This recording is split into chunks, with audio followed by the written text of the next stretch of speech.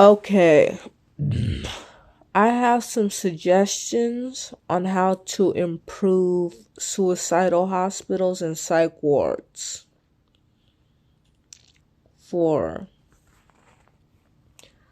so it's like this is because when it comes to these hospitals and psych wards, y'all like to punish people for considering suicide instead of helping them. Like, this is what y'all need to prove on. One, paint the inside of your place. Like how the children's hospital were painted. But a little bit more mature.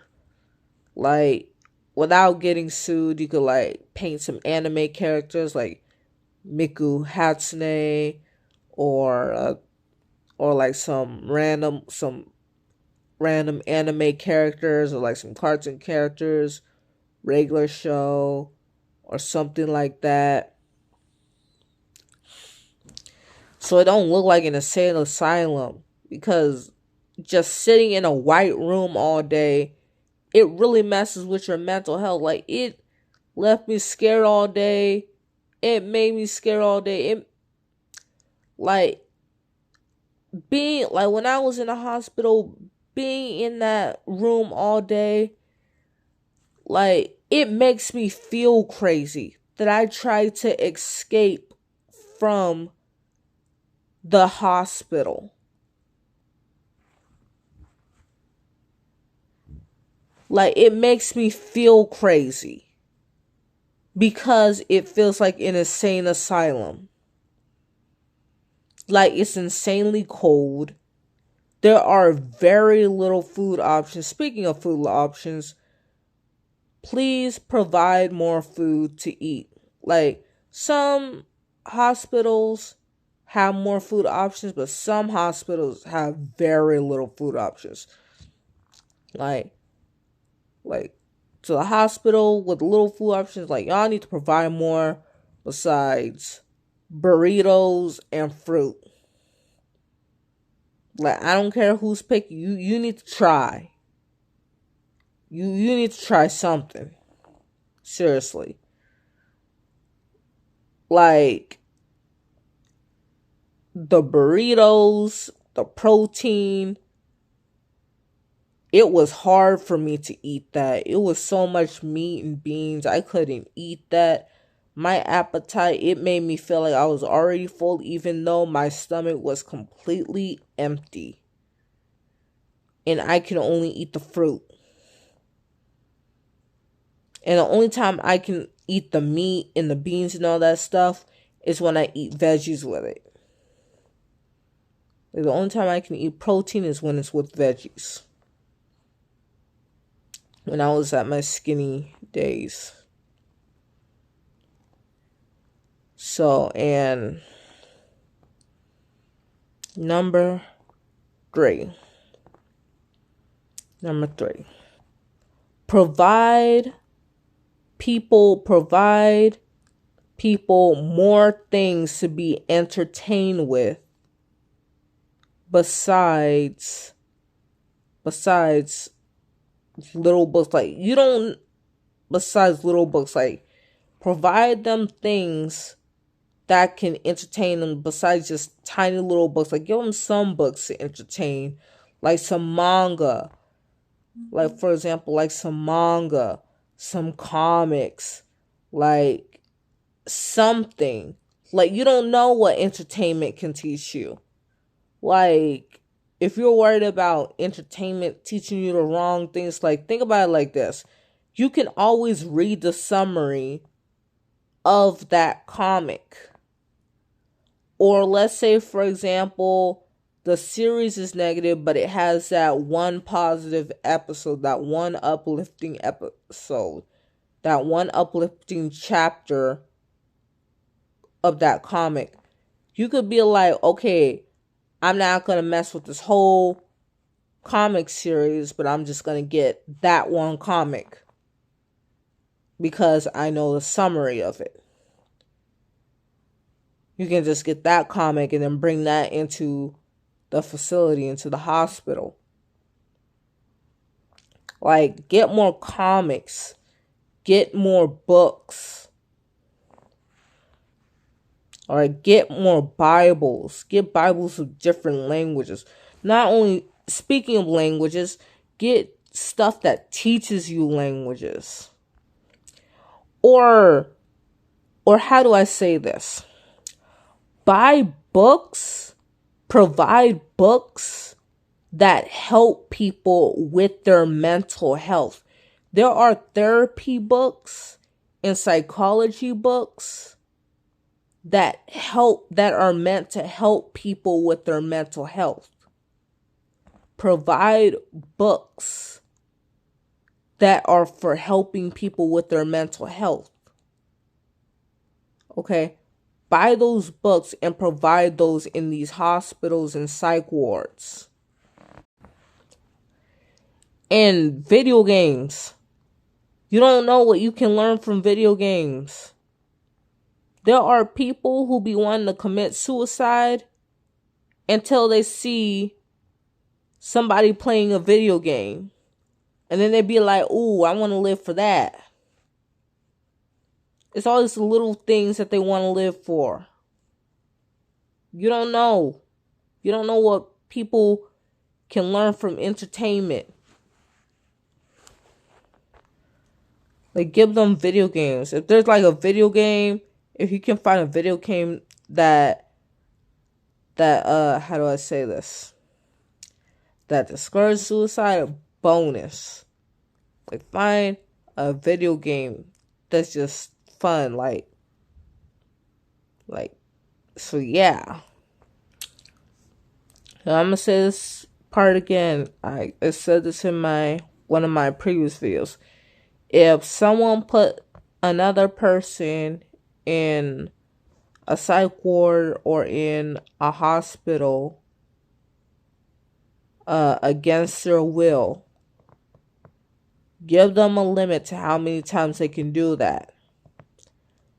More than 3 times should be the limit to the point where you should not want that person in your psych ward or hospital anymore. And if that accuser, that false accuser who keeps telling you that person is suicidal, if that person keeps bugging you, telling you, keeps trying to put them in the hospital, in the psych ward against your will, then put the accuser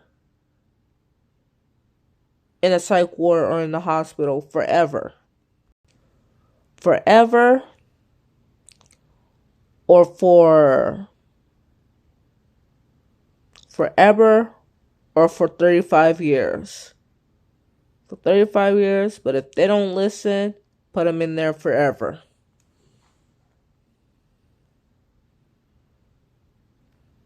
No, I take that back. Put them in there forever. Put them in there forever. Because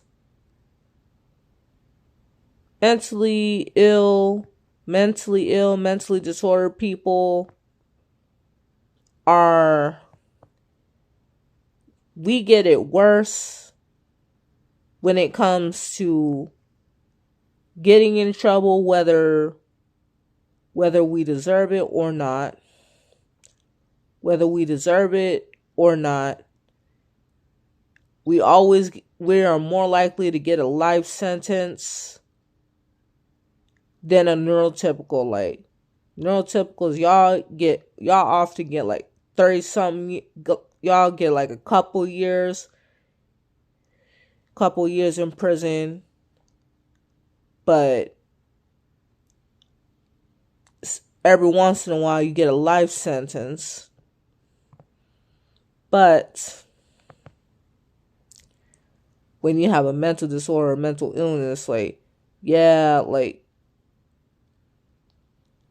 every once in a while, well, like, sometimes you Like, every once in a while, you can get like 3 days in the hospital, but every once in a while, but more likely, you're likely to get a life sentence. You're more likely to get a life sentence for anything wrong you do, whether it's for getting in trouble, whether it's just or unjust, than a neurotypical.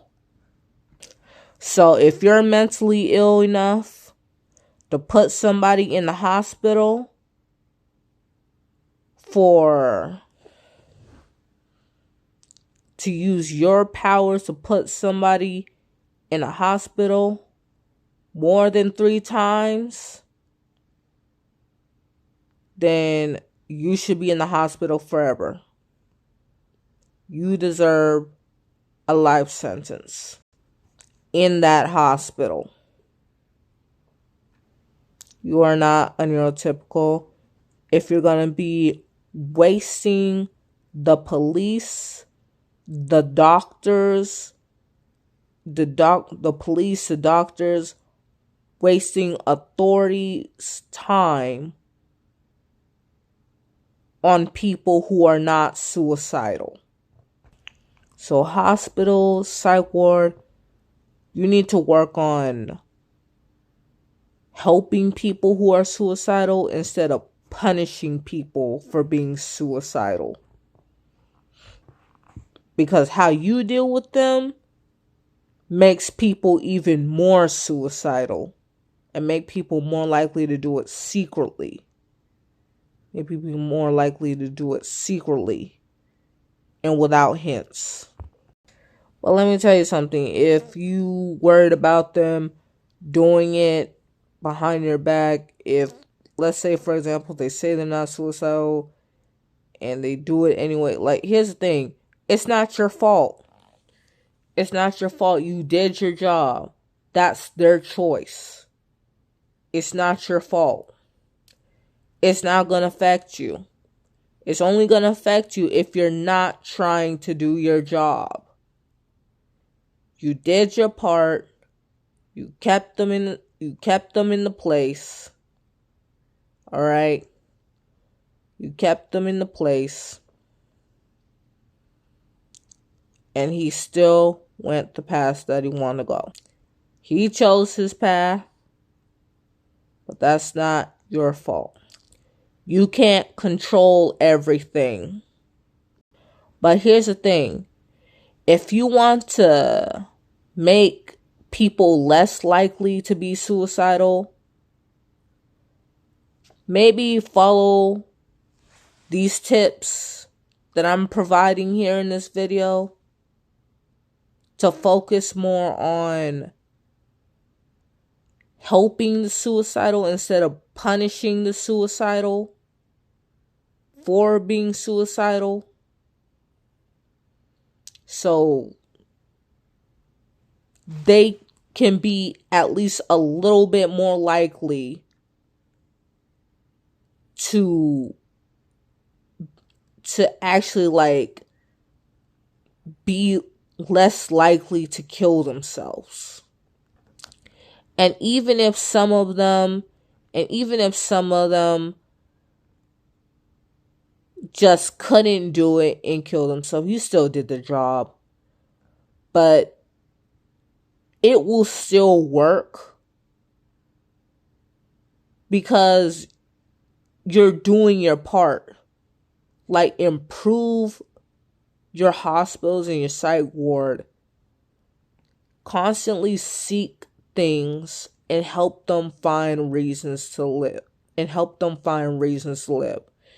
them discover themselves. Like, psychiatrists, like, here's the thing. You psychiatrists need to do more than just ask them,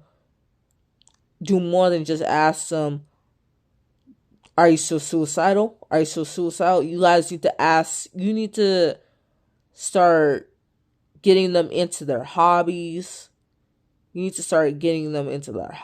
they don't have any hobbies, help them find one. Help them find ways on how to deal with their hobbies. Like, help them find themselves, help them cope, help them at least cope with whatever that they're going through. Be more understanding. If they're going through something with a toxic person,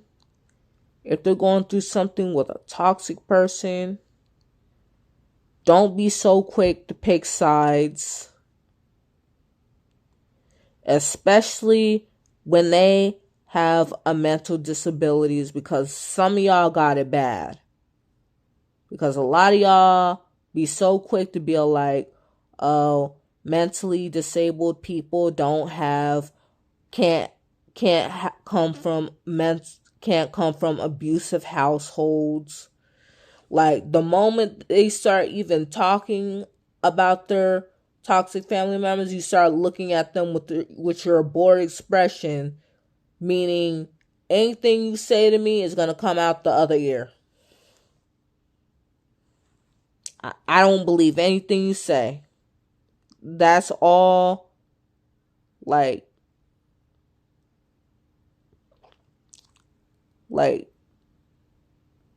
because a lot of y'all don't like to listen to people with mental disorders or mental disabilities. Like, y'all don't believe that those people can come from abusive households, abusive families, abusive relationships. Like, you don't believe those. A lot of you don't believe these things. You only believe that only neurotypicals can. So one thing I'm going to tell you this. Please don't be so quick to take sides. I don't care how obvious it may seem. Please don't be so quick to take sides. Because you'll probably never truly know who's innocent. There's probably videos on like how to know a narcissist and a victim. You probably can follow these things, but it's like when the narcissist does enough research on how to tell the difference between a narcissist and a victim, they can mold themselves and act as a victim, like, with no problem at all. They have millions of personalities for each person they meet. They have good reputations. So please keep your biases to yourself. And it's like, if you're just gonna be an informant to their enemies, and you're just gonna be more focused on being an informant to their enemies, not really trying to help them, but trying to make them even more likely to end their lives, then you should consider having another job, because being a therapist is not for you if you can't be a therapist or a psychologist or a psychiatrist or whatever. If you are not open-minded to learn more about high-functioning disorders or high-functioning mental illnesses or mental disabilities, then you should not be working as a psychiatrist or a psychologist or any of these things. Because y'all be using it in the wrong contents when y'all don't be living with it and be experiencing it, and y'all be making it worse than it already is. Like,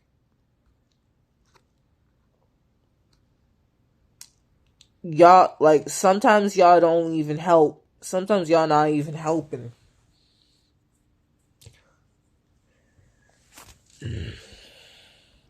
So please be open to learning more about high functioning disorders, high functioning schizophrenia, high functioning autism, high functioning things, high functioning anything before you start thinking you know everything about it and all that stuff, because it's like, be more open to learning new things about it, because before you start thinking you know literally everything about it. I don't care about your degree. I don't care about your degree. We experience it and we know more about it than you do. You just know about the name. Okay? You just know about the name. You just came up with a name for the disorders that we have, or whatever scientists who did it. We're more experienced about it than you are. If I'm expected to be in a parent's shoes to talk about parent problems, then you gotta be in a mentally disordered, mentally disabled, mentally ill person's shoes in order to talk about their problems. Even though that's not always the case. It's like,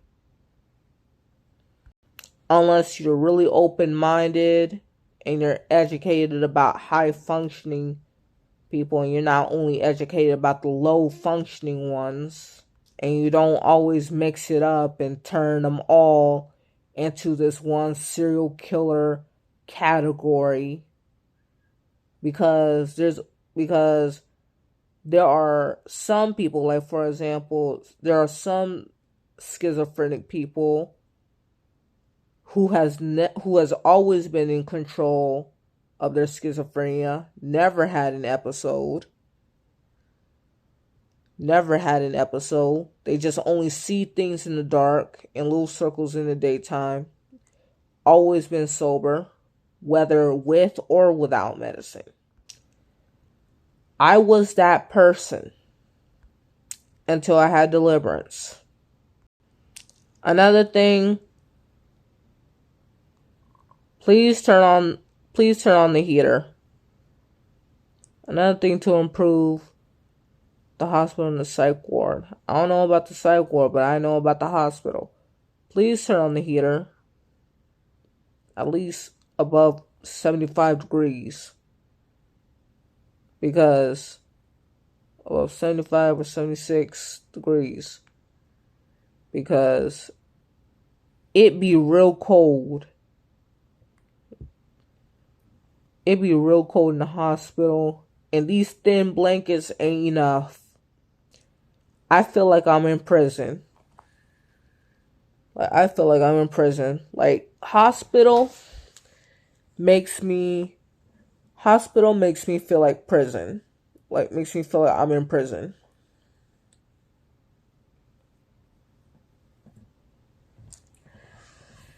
It really sucks.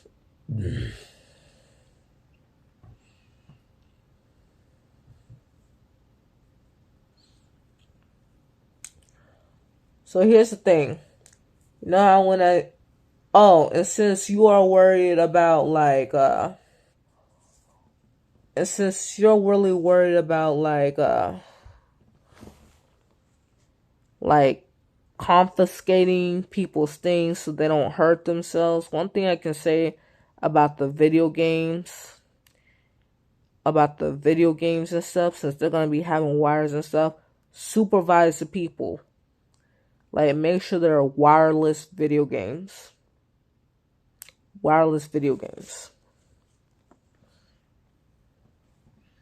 Find something wireless. Or give them a fully charged Nintendo DS and then confiscate the charger. Give them a fully charged Nintendo DS or a fully charged Nintendo DSi and confiscate the charger, so they don't have to do nothing. So they don't have to sneak and do anything to it. so they don't have to sneak and do anything to it. And then once the DS runs out of battery, it runs out of battery. And then y'all gotta charge it again. And then y'all have to supervise that DS. It's like that.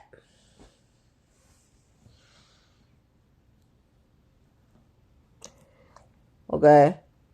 Find some safe enough items, like some safe enough skill set, like some safe enough, like provide some safe enough items, safe enough stuff that they could build skills with.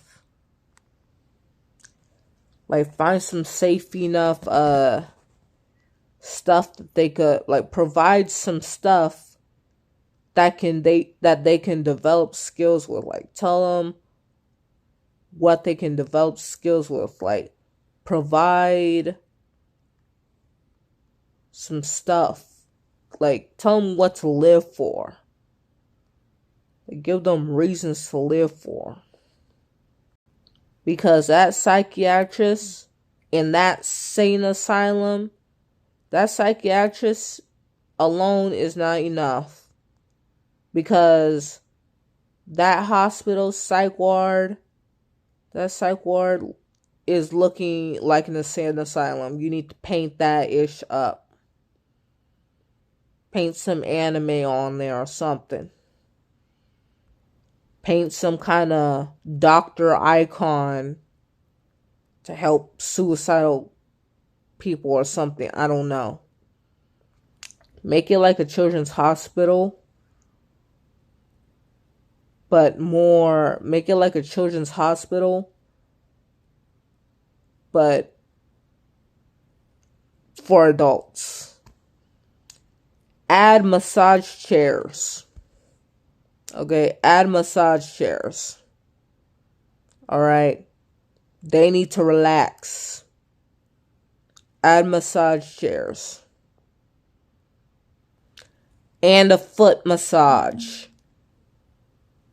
Add massage chairs and a foot massage. And a back massage too. Foot massage and a back massage. If you can bring snacks, add some Asian snacks in there. Any kind of snacks.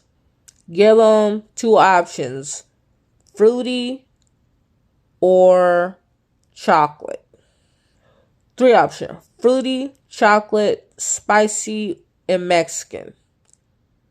Fruity, chocolate, spicy, Mexican. That tamarindo stuff, that Lucas stuff. Redesign the hospital uniforms.